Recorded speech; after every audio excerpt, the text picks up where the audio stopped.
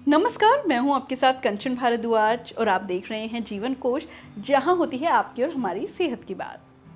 दोस्तों, आपने अक्सर देखा होगा जब लोग सफ़र करते हैं, सफ़र के दौरान चाहे वो बस, कार में हो, ट्रेन में हो, इवन शिप में भी लोगों को प्रॉब्लम रहती है, प्लेन में भी लोगों को प्रॉब्लम रहती है कि उनका जी मचलाने लगता है, जिसे नौजिया कहते हैं। साथ ही आपको उल्टी जैसा फील होता है, उल्टी होती भी है और चक्कर भी आते हैं। तो आखिर ये है क्या चीज़, क्यों होती है? साथ ही अगर ये प्रॉब्लम हो रही है तो हम क्या ऐसी चीज़ लें कि हमें मेडिसिन लेने की ज़रूरत ना पड़े, क्योंकि बहुत लोग होते हैं सफ़र करने से पहले मेडिसिन खा लेते हैं। चलिए आज इसी पर चर्चा करते हैं। दोस्तों, पहले तो आप ये समझिए कि आखिर ये चीज़ है क्या। देखिए, जब हम बस में, कार में मूव करते हैं तो जब हमें वॉमिटिंग सी फीलिंग हो रही है या वॉमिटिंग आ रही है, जी मचला रहा है, तो इस टर्म को मोशन सिकनेस कहते हैं। और वहीं अगर ये चीज़ शिप में सफ़र करते टाइम हो रही है तो इसको ओशन या सी सिकनेस कहते हैं। लेकिन आप इसको ऐसे समझिए कि हर किसी को एक जैसी प्रॉब्लम नहीं होती। किसी को उल्टी आती है, किसी को उल्टी जैसी फीलिंग आती है जिसे जी मचलाना, नौजिया कहते हैं, या किसी को चक्कर आते हैं। हर किसी में ये चीज़ अलग अलग होती है। अब ये होती क्यों है, सबसे बड़ा सवाल तो यही है। जो हमारा कान है वो 3 हिस्सों में बटा है, आउटर ईयर, मिडल ईयर और इंटरनल ईयर। अब जो मेन फंक्शन है वो इंटरनल ईयर का है। यहाँ पर जो इंटरनल ईयर है वहाँ पर वेस्टिबुलर नर्व होती है। तो जो इंटरनल ईयर का काम होता है वो होता है हमारी बॉडी को बैलेंस करना, यानी बॉडी के इक्विलिब्रियम बनाना। अब वो कैसे, देखिए, जो हमारा इंटरनल ईयर होता है इसमें फ्लूइड और वेस्टिबुलर नर्व होती है। अब जैसे कि मान लीजिए हम चल रहे हैं, हम थोड़ी मूविंग पोजीशन में हैं, ऐसे में क्या होगा, जो इंटरनल फ्लूइड होगा, ईयर के इंटरनल फ्लूइड होगा, वो हिलेगा और वो बॉडी को बैलेंस करेगा कि हाँ आप चल रहे हैं। वो अब माइंड को सिग्नल देगा कि भाई बॉडी मूविंग है, बॉडी चल रही है। अब कई बार क्या होता है, हम सफ़र करते हैं, जब हमारी बॉडी मूविंग पोजीशन में हो जाती है तो वो फ्लूइड तेज तेज हिलने लगता है और वो बॉडी का बैलेंस बिगड़ जाता है। अब दिमाग को सिग्नल दे रहा है कि भाई बॉडी तो आपकी चल रही है, ठहरी हुई नहीं है, लेकिन आंखें जो हमारी देख रही हैं वो देख रही हैं कि भाई हम तो मूविंग पोजीशन पे नहीं है। तो ऐसे में क्या होता है, जब दिमाग कंफ्यूज हो जाता है, सिग्नल उसको कंफ्यूजिंग सिग्नल मिलने लगता है, तो ऐसे में हमें वॉमिटिंग, चक्कर आना या जी मचलाना, ऐसी समस्या सफ़र के दौरान हो जाती है।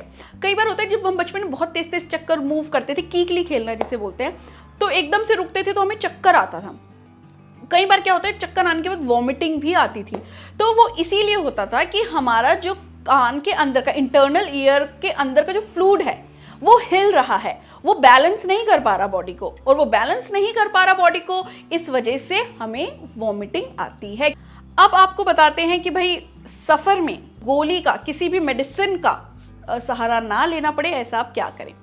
देखिए, आप सबसे पहली चीज़, जब भी सफ़र करें तो खाली पेट ना करें और ज़्यादा हैवी भी ना खाएं, जिससे आपका खाना डाइजेस्ट नहीं होगा। ज़्यादा खा लेंगे और कम खाएंगे, आप खाएंगे ही नहीं तो गैस बनेगी, जिससे वॉमिटिंग और उल्टी आना या चक्कर आना, जी मचलाना, ये समस्या हो सकती है।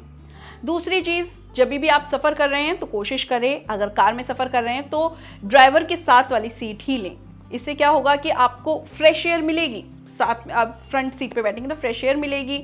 इसके अलावा आपको अलर्ट मोड पे आप रहेंगे, आपका माइंड डाइवर्ट रहेगा। तो इस चीज़, साइकोलॉजिकली भी आप थोड़ा अपने उल्टी वाले ध्यान से हट जाएंगे। तीसरी चीज़ है कि आप कोशिश करिए बस में, ट्रेन में या फिर गाड़ी में, जिस डायरेक्शन में आपकी गाड़ी मूव कर रही है उसी डायरेक्शन में सीट लें, ना कि उसके अपोजिट डायरेक्शन में। इससे क्या होगा, आपके पास जो चीज़ें चल रही हैं, साइड में जो चीज़ें चल रही हैं ना, वो अपोजिट डायरेक्शन में चल रही हैं। इससे फिर ब्रेन को कंफ्यूज सिग्नल मिलेगा, फिर ब्रेन कंफ्यूज होगा और इससे ये समस्या आपको हो सकती है जो सफ़र के दौरान होती है। चौथी चीज़ है कि जब भी आप सफ़र करें सामने की तरफ ही देखें, ना ही लेफ्ट देखें ना ही राइट देखें, मतलब अपने साइडों में ना देखें, सामने देखेंगे, होराइजन की तरफ देखेंगे। होराइजन मतलब जहाँ क्षितिज, आसमान और धरती आपको जहाँ मिलती हुई दिखती है वहाँ देखेंगे तो आपको ये सब समस्या नहीं होगी, क्योंकि वहाँ पर जब आप देखते हैं ना, वहाँ मिनिमम मूवमेंट होती है, तो आपके बॉडी को गलत, आपके दिमाग को गलत मतलब कंफ्यूज सिग्नल नहीं जाएगा। तो ऐसे में बहुत ज़्यादा चांसेस कम हो जाते हैं कि आपको वॉमिटिंग और ये सब चीज़ें जी मचलाना हो। अब कुछ होम रेमेडीज की बात कर लेते हैं, क्या कुछ करके हम इस समस्या से बच सकते हैं। देखिए, पहली बात तो हमने आपको बताई कि घर से खाली पेट मत निकलिए और ना ही ज़्यादा खा के निकलिए, ठीक है। आप सफ़र के दौरान अदरक चूस सकते हैं, पुदीना या तो चटनी ले लीजिए या फिर पुदीना आप मुंह में रख सकते हैं। आप पेपरमिंट की टैबलेट्स, गोलियां आपको बाजार में ईजिली मिल जाएगी, 1 या 2 आप मुंह में रख सकते हैं। या फिर आप घर में लौंग होती है, 5-6 भून लीजिए उसे, उसका पाउडर बना लीजिए पीस कर, उसको एक डिब्बी में लेके आप पूरे सफ़र के दौरान थोड़ा थोड़ा लौंग चाटते चलिए, इससे भी नहीं होगा। नींबू ले लीजिए, नींबू आधा कटा हुआ नींबू और नमक, काला नमक नींबू पे छिड़क लीजिए और उसको रास्ते भर हल्का हल्का चाटते हुए जीभ पे रखते हुए चलिए, उससे भी आपको ये प्रॉब्लम नहीं होगी। इसके अलावा आप सिर्फ और सिर्फ काला नमक भी रास्ते भर चाट के चल सकते हैं, लेकिन अमाउंट थोड़ी ही रखिए, इतना नहीं कि आपको बहुत बहुत ज़्यादा लेना है, थोड़ा थोड़ी अमाउंट में आप लीजिए, जिसके वजह से आपको सफ़र में भी प्रॉब्लम ये नहीं होगी और सारा ध्यान भी आपका डाइवर्ट रहेगा। आप सफ़र में देखिए बुक्स मत पढ़िए, सफ़र में अगर आप बुक्स पढ़ेंगे तो वो आपको हिलती हुई नज़र आएंगी, तो फिर वही कंफ्यूज सिग्नल, तो ये सब चीज़ें मत करिए। आप कोशिश कर सकते हैं कि आप आंखें बंद करके रिलैक्स हो जाइए, अगर वो कर सकते हैं तो वो सबसे बेस्ट है, और नहीं तो ये उपाय तो हैं ही। बाकी ये चीज़ें देखिए ग्रेजुअली होंगी, ये चीज़ें ऐसा नहीं है कि एकदम 1 मिनट में असर कर देंगी, ऐसा नहीं है। ये चीज़ें आपको धीरे धीरे धीरे असर दिखाएगी, लेकिन दिखाएगी ज़रूर। बाकी अगर आपको, लेकिन ये प्रॉब्लम अगर सीवियर है, सफ़र में उल्टी, ये सब चीज़ें करने के बाद भी सफ़र में उल्टी आती है, तो एक बार आप डॉक्टर से कंसल्ट ज़रूर करिए कि आखिर प्रॉब्लम हो रही है, इतनी सीवियरिटी से प्रॉब्लम क्यों हो रही है, तो एक बार आपको डॉक्टर से कंसल्ट करना तो बनता है। फिलहाल के लिए इतना ही, लेकिन जीवन कोश में आपको वही हेल्दी बनाने का सिलसिला जारी रहेगा।